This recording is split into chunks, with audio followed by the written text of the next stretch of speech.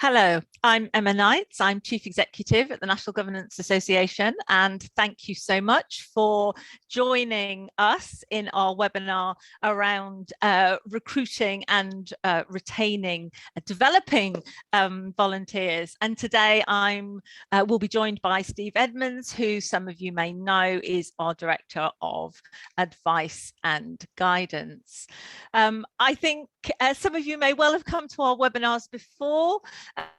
These aren't meant to be really interactive sessions, quite the opposite. This is us giving information to you, and although a lecture might sound a little daunting, we feel we ought to be honest about that. So for the next 40 minutes, we will be talking to you about recruitment and retention, but please do feel free to put any questions into the chat because we absolutely look at all of those, and it's really important to us when we are continuing this work after the webinar. But there won't be any conversation today. You will be muted, but you will be sent the slides and also links to all the resources we mentioned, which is really quite a lot today.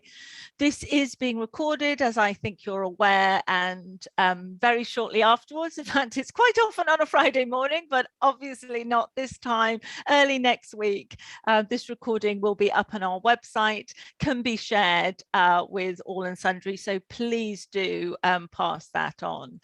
But before I launch into the business of the day, I will just want to thank you for what you are already doing day in, day out for your pupils, for your schools, for your communities. Actually, at this time now, with the pressures that we know are on schools, it can feel as though recruitment is one other thing that you need to do beyond and above actually ensuring that your school or trust is sustainable. The agenda for today is quite a hefty one. So a lot of this we will be introducing, but then referring you to the more detailed information. But why today? Why our first webinar on a Friday rather than earlier in the week? That is because this morning we published the data from our annual governance survey 2022, and I'll be sharing a little bit of that with you. We will be talking, as some of you will be used to us talking about, also the diversity of governing boards, but then very much moving into the practical action that can be taken in order to maintain your board as full and healthy. And lastly, Steve will take over to talk about planning for your next chair, as we know that's a second challenge all of its own. So there is our very pretty cover of the second of our reports that we've published from the annual governance survey. So thank you to those of you that have completed that last term. It's absolutely invaluable. It's 12 years of longitudinal data. And it is already on our website if you want to have a look, but I'm picking out here the key facts for this particular discussion.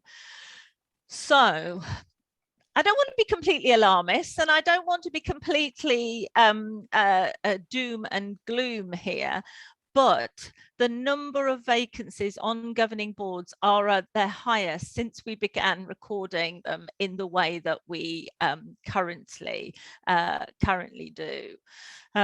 Why we talk about two vacancies in particular is having one vacancy isn't an emergency, and quite often it will be planned for. It takes time to fill them, and it may be that you're looking for a very particular skill or background. So we really think of two vacancies or more as being the issue. And there are now more governing boards with 2 or more vacancies than boards with no vacancies at all. So that is a sort of a milestone that we didn't want to have to cross. The other reason that we've chose this subject for September's webinar is because wherever we go, people do say to us, but actually one of our big problems is getting enough people to serve on our board. Regional differences, there are really quite significant regional differences. Lots of the other data from our survey, there aren't very many actually, but this is an area where there are really significant regional differences, particularly London. London has the fewest vacancies and the least trouble recruiting, and that is because there are a large number of volunteers in the capital. It's not quite as positive in other cities, but the most difficulties do tend to come in our rural areas where there simply aren't the same number of people available. So we have, over this decade of surveys, been monitoring how board sizes are reducing. But despite that, because sometimes people go, oh, well, perhaps you're just got too many places on the board, but that isn't actually the case. It's quite significant, the reduction in the size of boards, and smaller boards don't find it easier to recruit, oddly. They have as many vacancies, they tend to have as many vacancies as other boards. So across, you can see there the answers over some periods. So it is 63 of respondents reporting that it is difficult to recruit. We asked you a particular question around the pandemic and the difference that made, and it was a very split response, with 37% saying that it had made recruitment more difficult, but 30% of you saying actually it hadn't. Also, obviously, our survey covers both trustees and governors, and generally recruiting to the board was very similar for different types. There was a little bit more difficulty expressed by federation governing boards, which do tend, because of their constitution, to be a little bit bigger. But also, I don't think I expected this, academy committees within MATs were actually having more difficulty recruiting than the MAT Board of Trustees itself, which is interesting and something we might try and delve into. And actually, it was single academy trust boards that reported having the least challenges, even though they tend to have the biggest the biggest boards. So that's the challenge that you all face, and you're probably sitting there going, yes, that's why I've logged on to this webinar today. And now we want to take you through what may work for you, what you can do. But I just wanted to start off by placing the importance of having the right board within that sort of graphic of good governance. And you can see, as part of the foundations, having a board culture, but also board diversity is really important to building your functions on. So there's a lot more on our website about that. Now, when we were advertising this webinar, I said that we would make the case for diverse boards. But, you know, having seen how much else we want to share with you in this 40 minutes, what I'm doing here is actually referring you to the big report that we did last year, which we called State of the Nation, because it turned into quite a big piece. It hadn't anywhere else ever been pulled together, the whole issue of the importance of increasing participation in boards. And if you don't have the time to read the whole full report, we have got a summary there. But the gist of it is here, and it's now very well accepted. I almost thought another reason for not spending too long on this is I hope that case has already been made, but just in case you haven't come across it, there are the key reasons. We want to avoid groupthink. We need to consider issues from so many different perspectives. We need, particularly as schools and a public service, to make sure that we are representative of our communities and equipping pupils for the wider world. So it's all about sort of setting that healthy culture across the board. But please do, if you have a moment and haven't already done it, have a look at that report. So we've made a lot of commitments over the last few years about action to improve diversity. And are we?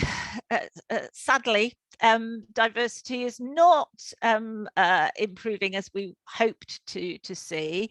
We have the same, actually on gender, I have included gender there just because it looks a bit odd to miss it out completely.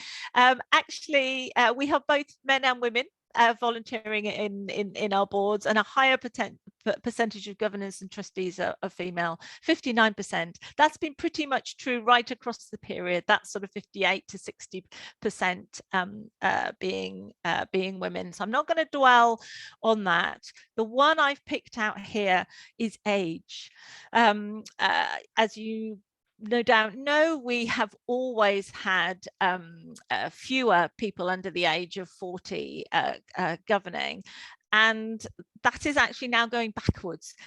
It's been falling a little bit over the last couple of years, but it's now halved to 6% under the age of 40. And for the first time, again, another of these sort of milestones we've got to, more than half of volunteers are now 60 years and over. And going alongside that, half of respondents have been governing for more than 8 years. Again, that's a new finding. So I do want to say thank you to all of you who are actually sticking with governance, who are serving your schools for years, because it is actually really important that boards have both long service members, experienced members, and newer members, older members and younger younger members. And then ethnicity, that's been the other area we've been particularly worried about over the years, and we're not making enough progress there either. The figures went up a tiny bit, but they weren't significantly significant increase. So we have rounded up 94% of serving governors and trustees who are white, and 6% who are from Black, Asian, or other minority ethnic groups. So what can you do about it? There's one or two pieces of good news. So we ask about what boards have been doing over the last year, and I don't have time to repeat all the data here, but it is good news in that those boards that are proactive do tend to be successful. So in other words, it is worth making the effort. And I appreciate finding the time to make that effort is much more easier for me to sit here and say than it is for people to do. But that is certainly a positive.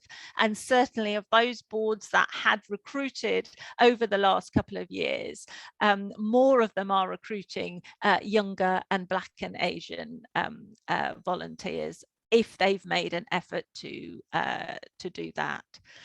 So there we have our guidance, which we call the Right People Around the Table. It's in its 4th edition from last year. And we now want to republish that this term, taking on board the new information from the survey, but even more importantly, taking on board what you're telling us. So although today isn't interactive, Steve will be introducing at the end the events that we have got over the next month or so, where we really want to explore these issues more.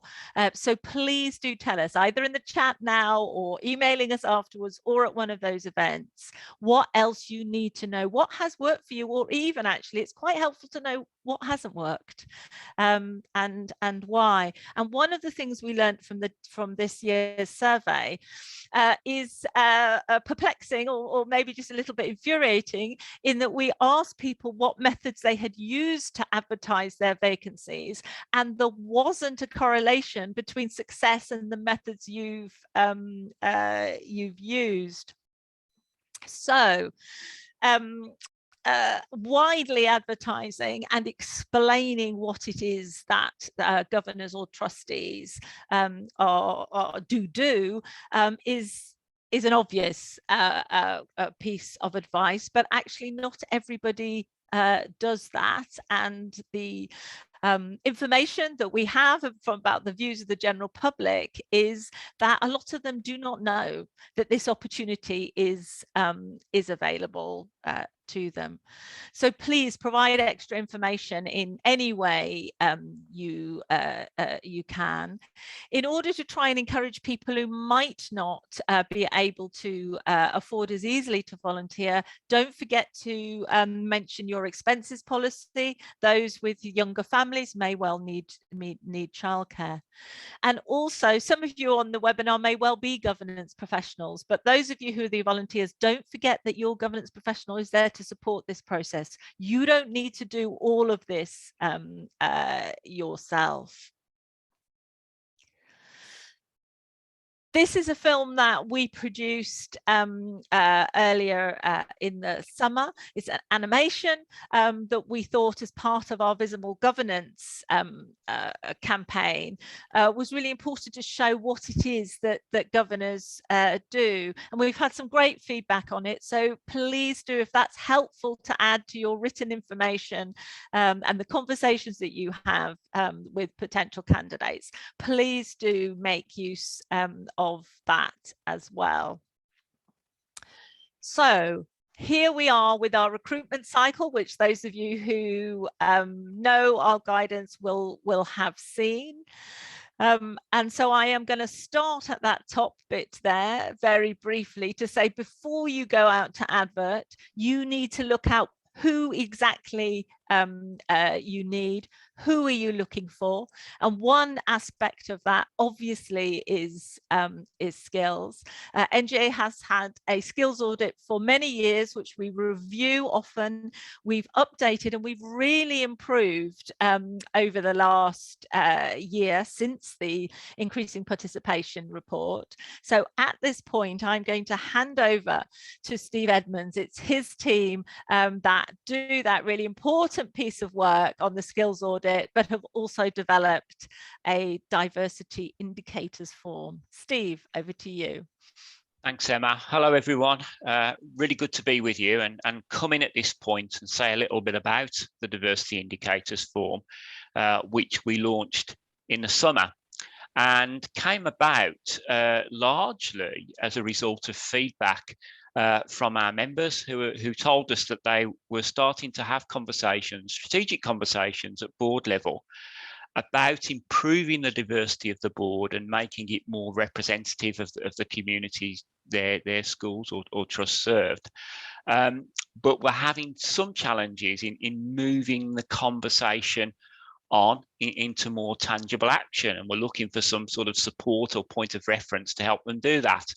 It was interesting, really, because at the same time, we were hearing and seeing some great examples of boards achieving a great deal, but just by being proactive, and that proactivity leading to success, as Emma said a few moments ago. So their evaluation leading to very tangible actions to improve diversity. They may have been targeted recruitment campaigns to address gaps in experience, for example, changes to the way board routines and practice worked, so that the board became more inclusive to more people, meeting those needs and circumstances.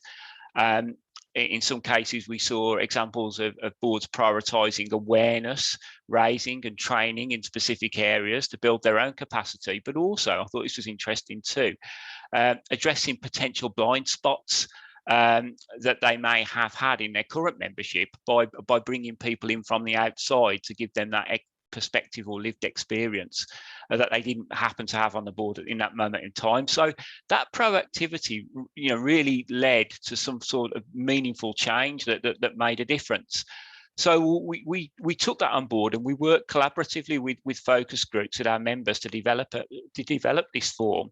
And what it does essentially is gather data from board members in a very straightforward and non-onerous way by asking them questions about their experience of the education system, their professional life and background, and relationship with the communities that the school serves, and then using that data as a point of reference for discussion.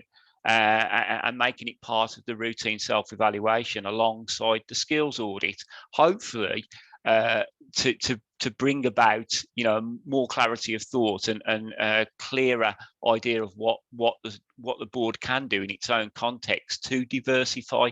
So really, that's the essence of the form. That's why we felt it was so important to do that on a practical level and provide that support. It's early days. The feedback we've had so far is encouraging. We know the take-up has been good, but we would encourage you to seek it out, have a look, adapt it to your own context, and build it into your routine. So I'll be coming back later on succession planning, but grateful for that opportunity to mention the form at this point. Thank you, Steve. So the Right People Around the Table guidance has much more on this than I've sort of summarized into these slides. But clearly, once you have decided who you're looking for, you then need to attract candidates. And that may well be a very focused recruitment campaign, because you may have decided that you want for example, an accountant, or you want a lawyer, but actually it would be helpful to you if it were a Black lawyer, and there are professional organizations and networks where you can absolutely do that sort of targeted recruitment. So I'm not going to go through all of these, but I wanted to pick out just one or two. Firstly, your parent body, because today I'm mainly talking about you going and advertising and then co-opting or appointing people to your board. And although your parent body should be able to put themselves up for election, you may well find that there are others within your parent community who absolutely have the backgrounds or the skills or both that you're looking for. So really try and involve them as much as possible. One of the reasons I say that is there are now tend to be fewer elected places on governing bodies, so we're slightly losing out on the number of parents who do govern. The other thing I thought I'd mention was your alumni. I don't quite know while I'm using Latin there. The people that used to go to your school, they understand your community, even if they've moved away to work somewhere else. It may well be that they've still got parents and friends in the area, and that's a group of younger people that may well have a commitment to helping you out.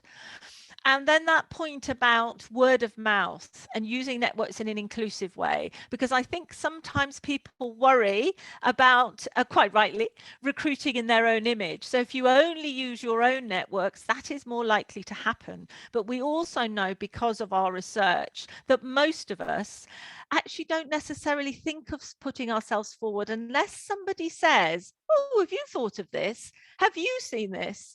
And that's even more the case for people who haven't even realized before that this was an opportunity. But even for other people, it makes a big difference if someone says, "Oh, this might be something you're interested in." So as long as you do that in as open a way as possible, you do it in a thoughtful way, using networks and using other people's networks, using community networks, using networks that are for particular ethnicities or otherwise. I haven't talked about disability here or sexuality, but any of those gaps that you've identified. We have, as I hope you know, 2 free recruitment services for governors, Inspiring Governance and Governors for Schools, who have volunteer banks that it's absolutely worth registering with and seeing if they've got somebody that would fit your vacancy. With trustees as opposed to governors, the department currently isn't funding a free service. There are quite a number of organizations that will help you recruit for trustees, but with a fee. So I think that's a little bit of a case of watch this space. We've also got information on our website about the Everyone on Board campaign, which we run with a number of partners, in particular Inspiring Governance, and have done for a few years, to try and increase diversity by having a way of people talking about it themselves, about why they volunteered and the difference they want to make, to have their voices heard rather than simply NGAs. So please do have a look at that, and we will be adding more to it over the coming months. This might be slightly above and beyond recruitment, but I wanted to make sure that you were aware of a free offer. So quite often on these events, I am promoting our e-learning learning link service, for which there is a subscription. But because of the issues around equality, diversity and inclusion, EDI, over the last few years, we and ASCL, the Association of School and College Leaders, have got together to provide some additional modules on EDI, which are free to use. So whether you're a subscriber or not, this is the second in a series of 4. We've had some great feedback on the first. So again, please do look at that. It covers sort of EDI in its broader sense, not simply in terms of board composition. So interviewing, years ago, when we used to mention interviewing, people would roll their eyes at me, understandably, gosh, we just need people here, and don't get us doing that as well. But actually the survey data shows that the practice of interviewing is increasing really steadily. The extent of how formal or informal it is varies a little bit, but it's now very common practice, and there's quite a bit of advice in Right People Around the Table, if you haven't done that before, including some suggested interview questions. So this is about really taking this appointment seriously. It's been done in the charity sector for really quite a long time, maybe not every single charity, but certainly the larger charities. But I don't need to say to this audience how important the role is, how responsible the role is, and we need to do it justice by making sure we do have an interview, which of course is a two-way conversation. The candidate will be assessing you as well, and assessing the role. In our increasing participation report, we talked an awful lot about retention as well as recruitment. And in the couple of minutes I've got now, I absolutely can't do that justice. But once again, this is becoming a bit of a theme. We have resources on our website around being inclusive, the welcoming and the induction that should be offered. And this should now be standard process. You would have thought people have talked about induction for a very long time, but when we did the research last year, it was very variable, and some people really hadn't had any induction to speak of. So please don't take that for granted. similarly, one of the things that we have suggested for a while is that every new member of your board should be offered a buddy and mentor. Could be from within your own board in the first instance. That isn't quite yet common practice, but it is again increasing practice. So if it isn't something that you've adopted, please do. There's a whole range of induction materials now. Some of them you will obtain locally, some will be particular to your school and trust. These are two of the guides that we produce at NGA, one specifically for trustees and the other for governors. And we follow that by what we call the live, Welcome to Governance Lives, but they are sessions for any of the new members of your board, if you are a gold member or a MAT member of NGA. So please take advantage of those.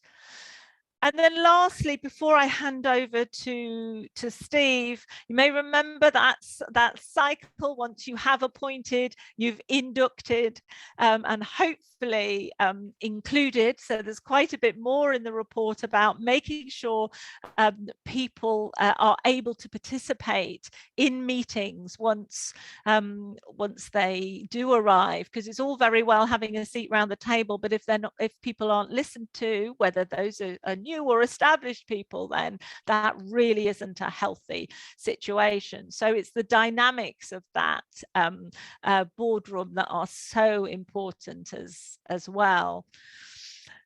And we've mentioned skills audits very briefly, but one of the other really important ways of ensuring evaluation is simply having an annual conversation, whether that be the chair or a vice chair, having those conversations with all your board members to see how they're perceiving the work of the board. Is there more they could do? What would help them to engage more? How could practice be changed? So those informal conversations could be incredibly useful, as well as the more formal self-evaluation, which again, there's information in the report that we've covered today showing how self-evaluation is increasing over the years, which is great.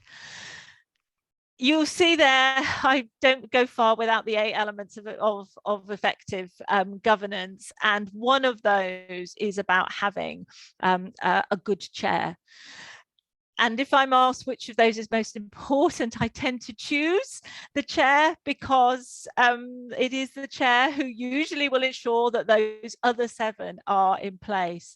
And we know that it's not always easy for boards to find a chair.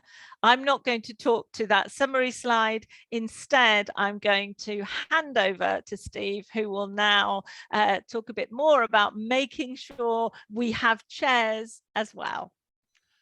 Thanks very much, Emma. I think a few moments ago you described the task of finding the next chair of the governing board as a challenge in its own right, and that is exactly right. It is a separate challenge, but it's certainly related to everything you've been talking about, and it certainly is the case that it's often overlooked because of the focus on recruiting governors and trustees in the first place.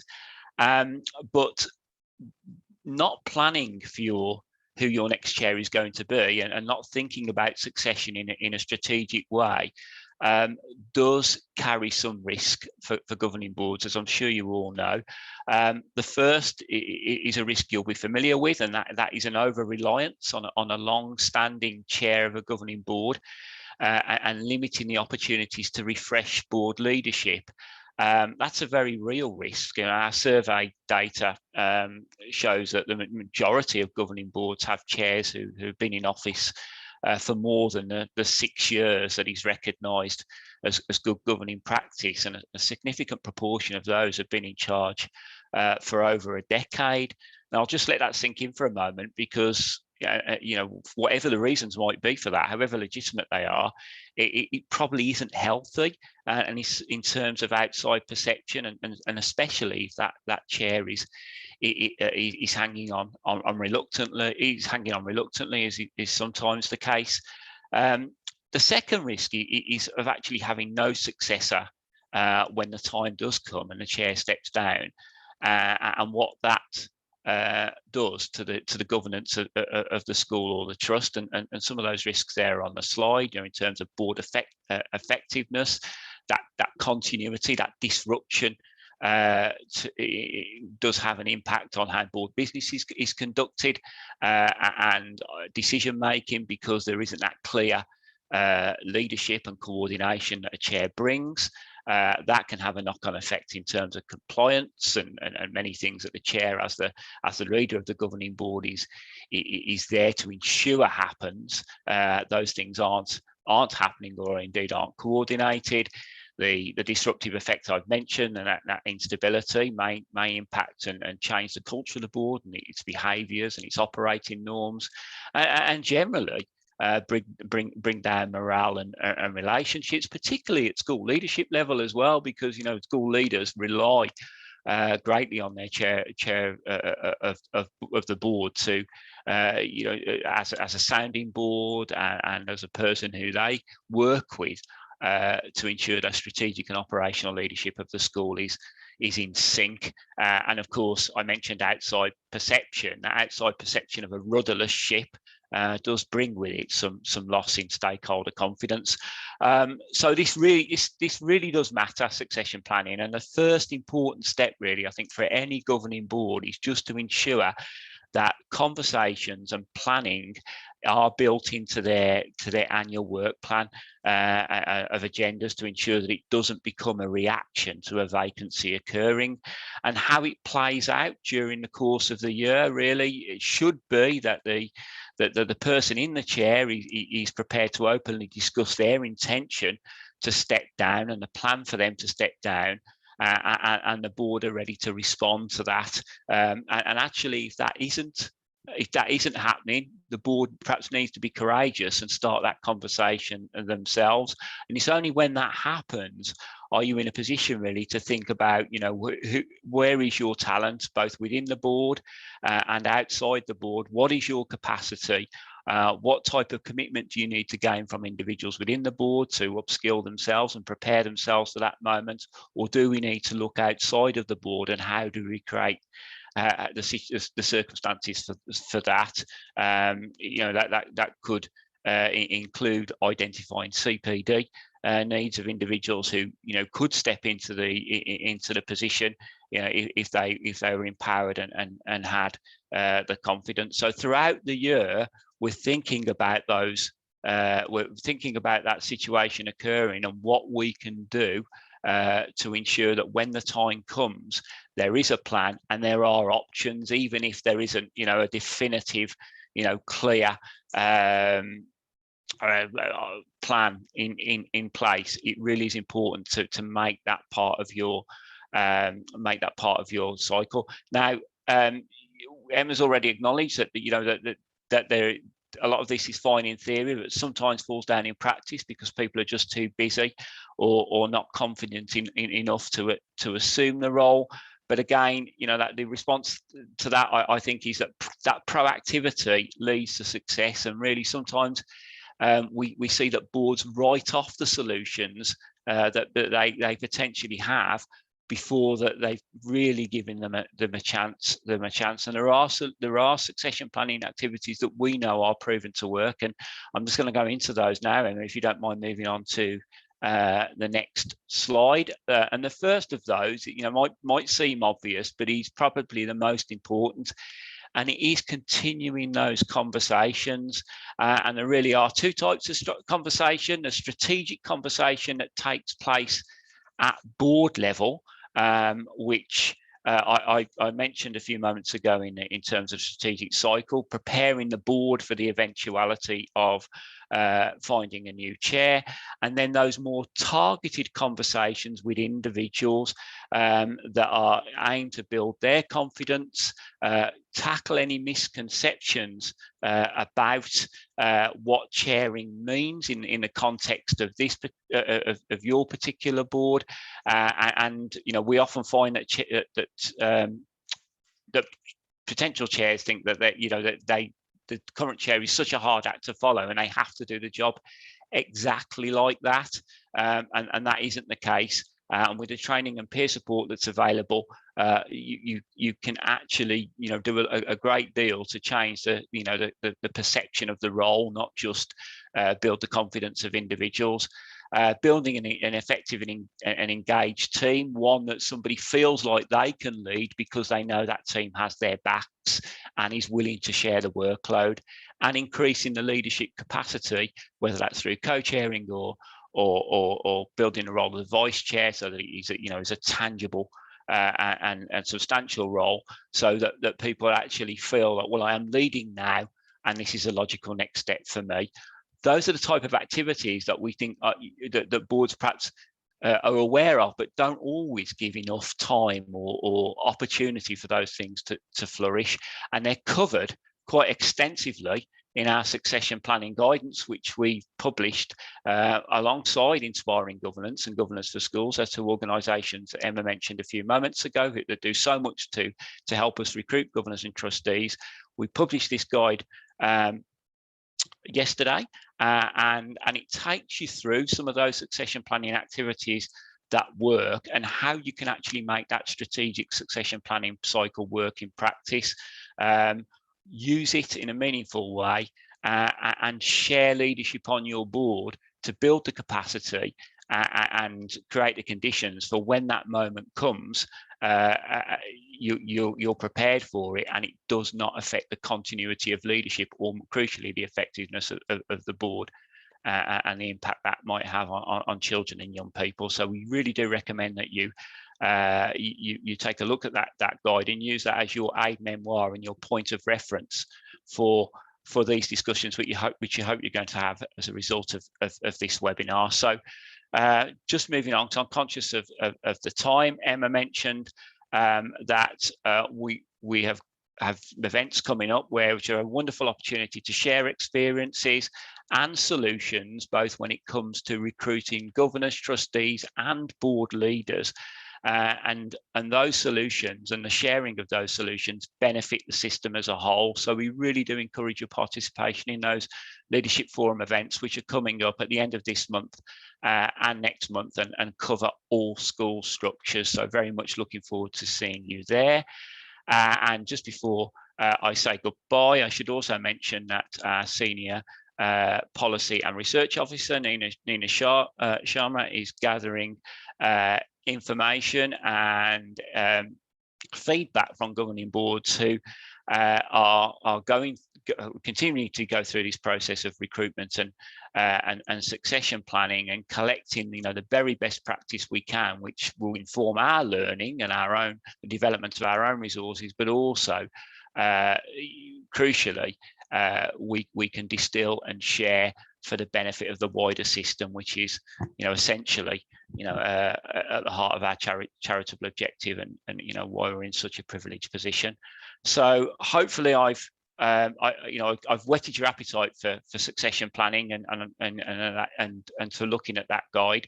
I think that's me finished in terms of my input to this webinar. It's been wonderful to join you, and I thank you very much for attending. I think I might be having the final word. So please do stay in touch with us and enjoy your weekend. Thank you very much.